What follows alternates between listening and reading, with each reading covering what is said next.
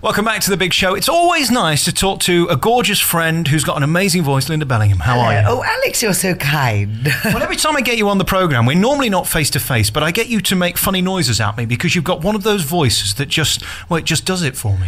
Well, I'm speechless. No, and I must say, whenever I do voiceovers, I always get we want the nice, warm, mumsy tone, and I'm going, no, please let me do something really, really rude.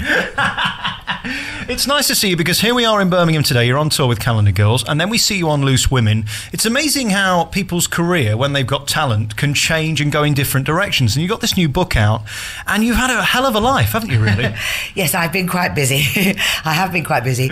It's very nice you say talent. I don't know whether... I think my son has just left drama school a year ago, and I've been saying to him, it almost isn't about talent. It's about you've got to keep moving the goalposts and finding employment, to be honest. And there's so many of us, and you hear all about the celebrity thing, but it's true.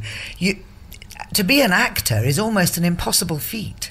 And it's also interesting when you look at PR and the publicity you can get from something like Loose Women, which frankly doesn't take a lot of talent, it takes a lot of mouth. And then here you are doing 8 shows a week and nobody knows about it other than those who see it. Well, you see, you've got it in a nutshell. Why are you interviewing me? You're perfect. You understand it all.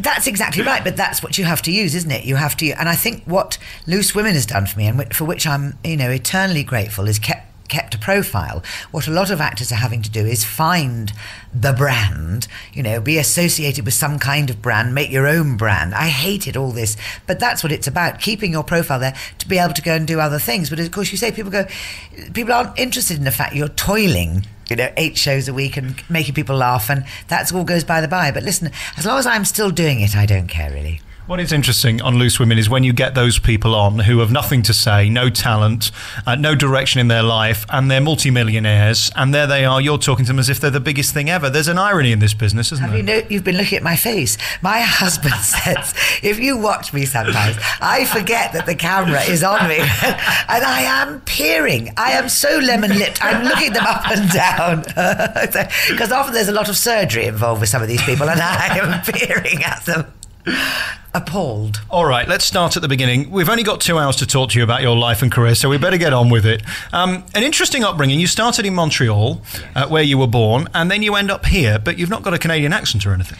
No, and of course, years ago, when I was first born, and I proudly, because I thought it made me look interesting, I think I was born in Montreal, and people would go, oh, fine, why? And I'd say, well, my parents were in Canada. But of course, I had to stop then and not say what I've now been able to say in the book, which is I was adopted in Canada, because my lovely parents, Don and Ruth Bellingham, who are now sadly dead, did adopt me in Canada, and obviously didn't want anybody to know. They weren't horrible about it, but they just loved me, and they were very private people, and they didn't want all that entailed, and I completely respected them for that.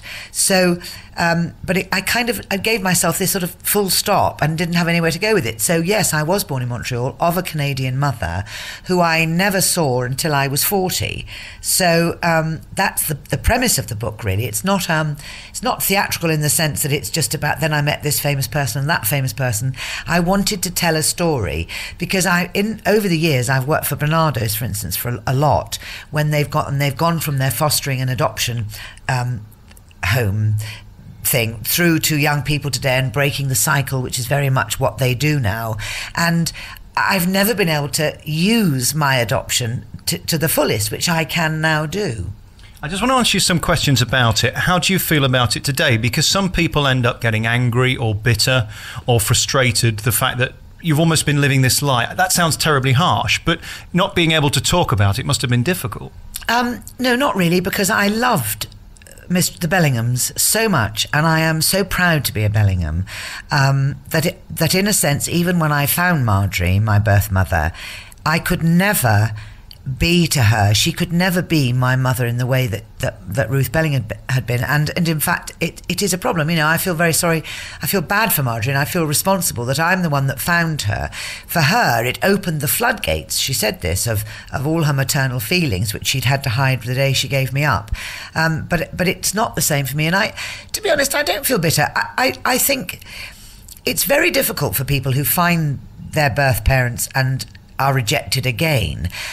in a funny way, I have been rejected again because she's now got Alzheimer's. So having found her, and then Ruth Bellingham died with Alzheimer's, and then in 2008, Marjorie rang me from Canada and said she got Alzheimer's. So I kind of went there Christmas 2008 to say goodbye to her, really, because I knew what Alzheimer's did.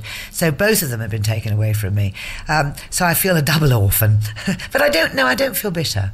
And did you always know you were adopted? Did they make sure that you were aware of your heritage? Completely. I can't remember exactly how old I was, but I know it must have been around the time of when my mother got pregnant. Ruth Bellingham got pregnant. Having adopted me, they then had 2 children of their own. And when she was pregnant with Barbara, my sister, my first sister, I think we had one of those, so I must have been about 5, one of those conversations about where do babies come from. And my parents were brilliant and said to me, appealed to my theatrical nature and said, you were chosen, you were so lovely, you were lying in this little cot in this room with other babies and you were so lovely. So I always loved the whole drama of it and didn't think about it at all in any shape or form until I got into my teens, when I caused massive grief to my parents in a way that teenage girls do. But it was doubly bad because then I started using the whole thing about, oh, I'm different to you. And I did look physically different actually by then. When we were little, we all looked the same. And I think there's again, it's another kind of story, but that whole idea of nature over nurture is a very fascinating subject. Did you find it easy to come to terms with the question, why wasn't I good enough to be kept? Not really, no. And I think that is the big question.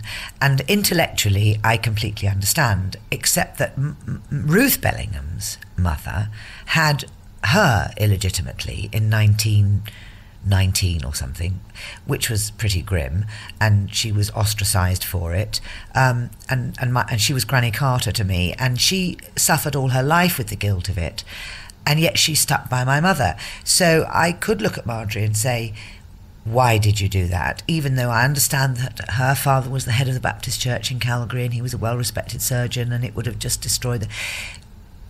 And when I had my own children, which was the reason I searched her out, having never wanted children, never had maternal instincts, I just wasn't troubled about it. The minute I gave birth to my eldest son, this overwhelming love and affection I felt for him, I thought, how could you give up a baby? And I look at her now, and she's one of those people that, I don't mean this unkindly, but people who've never had children have a selfishness. I don't mean they're nasty selfish, but they are not aware. You just lose this ability to have to think about other people. You do when you have children. That's the end of your life, really, in one sense. You're never on your own again, really. You never have a personality of your own. You're somebody's mother or something, And so they never have that. And they have a very... And I look at her sometimes and I do think, gosh, you've got a very ordered, even a very nice life. And when Ruth Bellingham was dying... I felt a bit resentful and felt like saying to Marjorie, you don't know how lucky you are to have the life you have. But I think the thing about all these emotions is you have to front them up and be aware of them and take them with you and confront them, and then they don't fester. The 2 big chapters in the book really are your relationships with men and your childhood that we've just discussed. I want to go over that very briefly. How do you feel now about men? Because you've met a man now, Mr. Spain, who is wonderful. However, in the past... it wasn't so wonderful, and you learnt some hard lessons the hard way. All I can say is that, you have to at least hand it to me. I didn't repeat myself. My first husband, hardly touched me at all. And the second one did touch me. And the third one does it right, as they say, third time lucky. I've never had a problem with men, except that I don't understand them. And I had very little self-worth. And I think I'm very hard on myself in the book about the drinking and about... I think certainly if I hadn't drunk, I wouldn't have done half the things I did. Although, again, people have said to me, but I was in the 60s. I was a child of the 60s. We were the victims of free love and all that entailed. And it was all very innocent, and that's what we all had to do. No, I don't have a thing about men. I love men. I just think I don't understand them. And I think that my second marriage, which is well documented and which I talk about in the book, that the whole thing about abuse, it's a big word, and it covers vast areas in relationships. And some people might call one thing abuse that isn't abuse to somebody else. It's a bit like the bullying recently. Some people aren't good with people. But the biggest I tend to think it's all my fault. And I wonder whether I would have got into that position if I hadn't had this sort of lack of self-worth, which again I talk about, and I think it's partly to do with being adopted, that I allowed myself to be led into that sort of slight victim mode. If I'd been a bit stronger about myself, maybe I wouldn't have found myself in that position.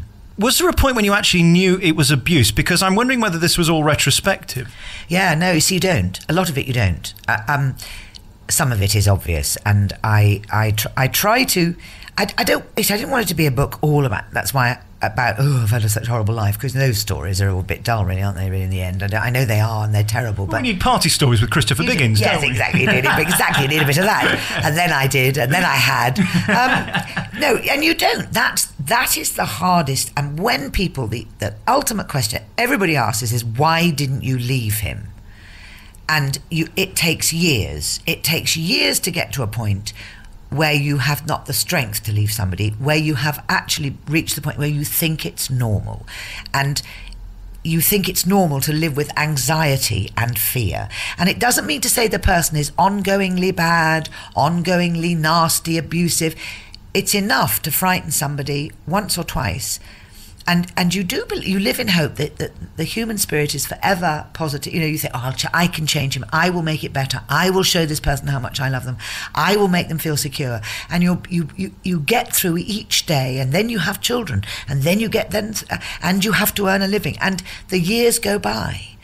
And then everything, all the strength leaves you, and you're so busy keeping it under wraps. This is the other anybody who's had a row knows how exhausting it is. You become exhausted with it. And even now, 12, 13 years on, I sometimes catch myself being anxious and think, no, I don't have to do that anymore. And it is an extraordinarily awful thing.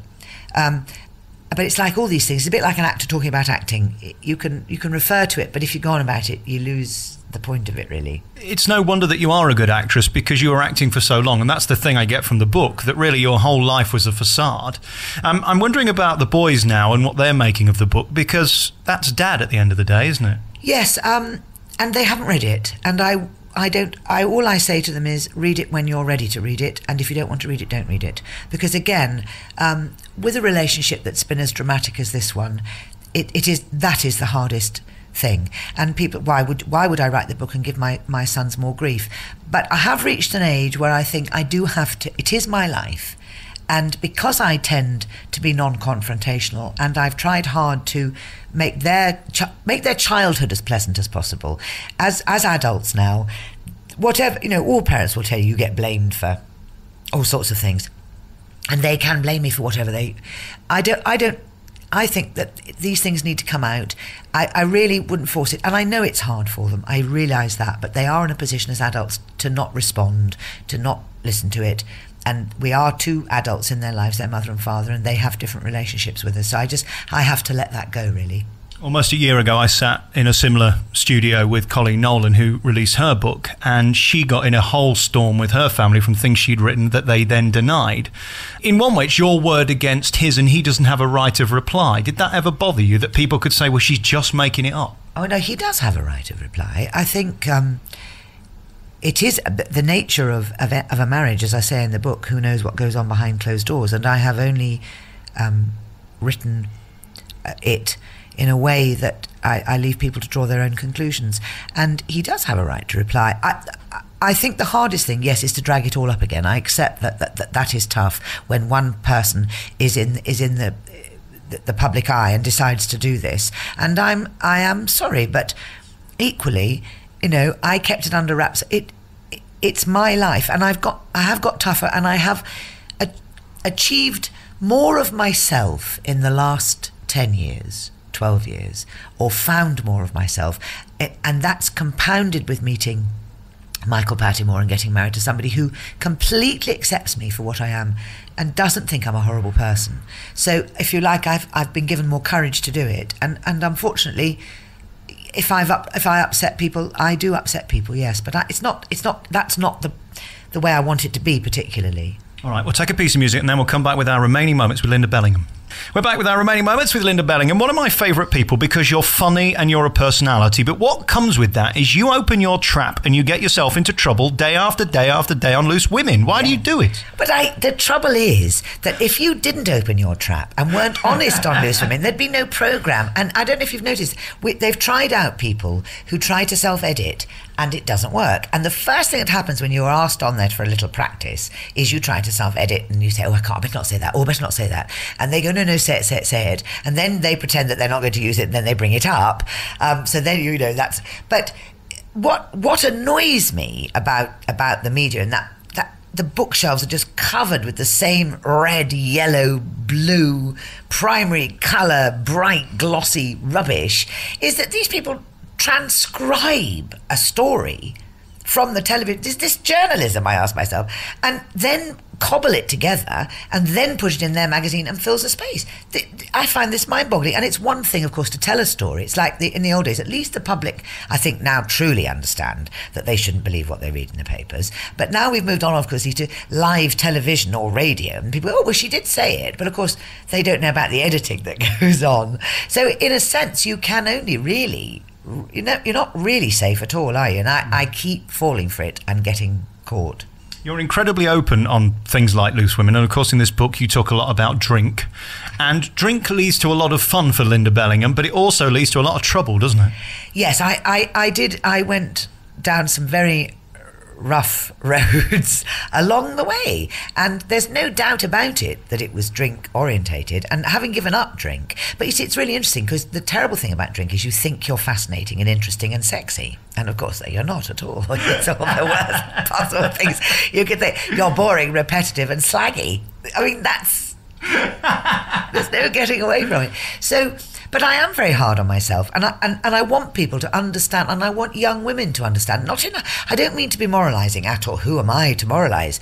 But I really, truly believe that you can do far more. Less is more, in how you dress and be seductive and enjoy yourself. And I'm a great believer in people having good sex. I really think this is the basis of a good marriage, ultimately. So you do need to have a bit of a practice, but you don't have to fall over in the street before you do it. And that really is something you talk about in detail in the book, your most private of private life.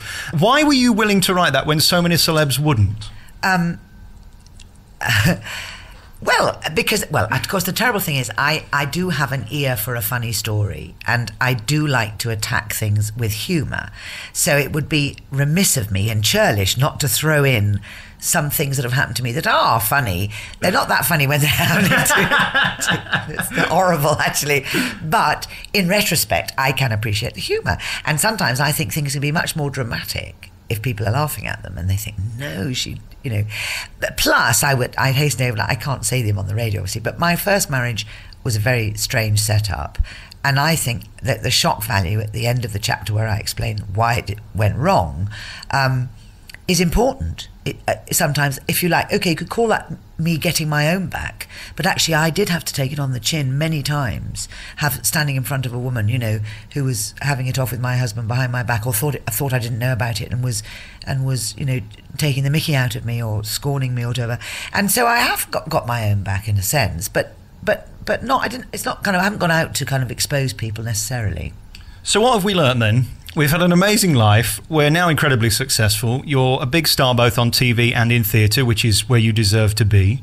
We haven't yet mentioned OXO, but we don't really need to because everybody knows about that. Well, it's quite. Can I just say here that it's quite interesting about OXO, because 10 years ago when it stopped, and then I got quite beady because everywhere I went, I was still stuck with it. And it wasn't necessarily a good thing for the artiste in me and the actress. And the one thing that's really interesting, of course, 10 years on, it was the right time to end it.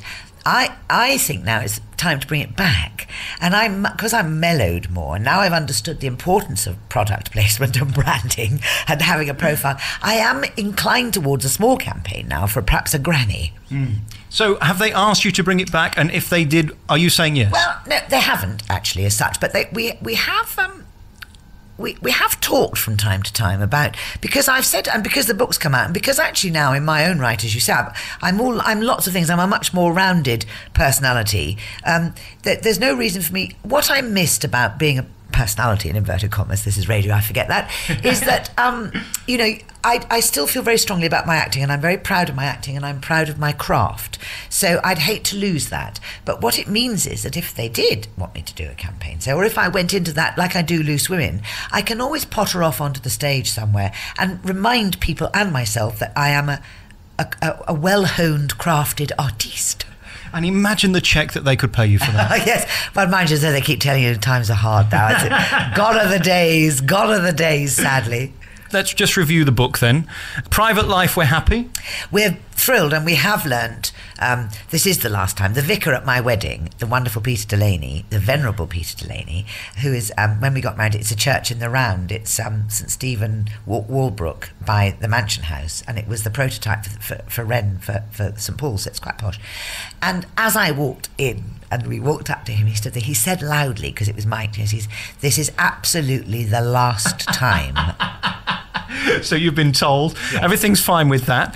In the bedroom, we talk a lot about that in the book. Everything okay in the bedroom? Yes, bedroom's fabulous. Hooray for the Somersettian. Because everybody thinks because I call him Mr. Spain, he's another continental. I hasten to say he's from Somerset. And yes, that's fine. Career, perfect, fabulous. I'm really happy about Calendar Girls because I feel I've made it my own. And it combines... that. I still slightly miffed that if you do comedy well, you're not quite as serious in the minds of people as if you're a drama queen. I read an article today by Richard Bryars, bless him. He has the same thing, that if your comedy, it's a little bit second best. Do you really care though at this point? Because let's face it, you've got nothing to prove now. I mean, you are who you are. Everybody knows your name and what you do. Does it still bother you if I were to give you a bad review from what I've just seen this afternoon? Oh yes, gutted. I'd be gutted. Are you about to? No, not particularly, but... Yes, gutted. I want it. I hope, and I hope I never lose this, I want to be the best. Quietly. I don't want to tell too many people because then everybody will be looking at me to see my reaction. And I wasn't very good this afternoon, but I want to be the best. I want to be the best, and I still want to win an Oscar. Yeah, but I don't know what that means, because to be the best actor to me means that it doesn't look like you're acting at all. And to me, when I see you, you don't look as if you're acting. Now, does that mean you're a bad actress and you're just doing a poor imitation of yourself? No, I think that means I'm the best. Thank you very much. The interesting thing is about drama, the drama side. What you use as an actor is whatever you've got inside yourself, really. I mean, short of playing dead or killing somebody, if you're a method actor, you can get most things in your life out of yourself. It's just that most of us choose not to go to the dark bits, obviously. And the wonderful thing about playing baddies is that you get all those nasty things. I just would like a bit more of that, really. Well, congratulations on being you. You are a legend, and everybody knows you and loves you for what you are. And don't change, because you don't need to. Don't worry about what anybody else says, and certainly not people like me. You are nice. Please stay here, young man. Your new autobiography is in the stores now, and I think it's going to be the talk of the summer, because there's a lot in there, and you've given those red tops miles and miles and miles of column inches. Congratulations on that. Thank you, Alex. Oh, my goodness. I'm very pleased about that. Give the name of the book so they know what it is. It's Lost and Found. Congratulations. Thanks for talking to me, Lynda. Thank you very much.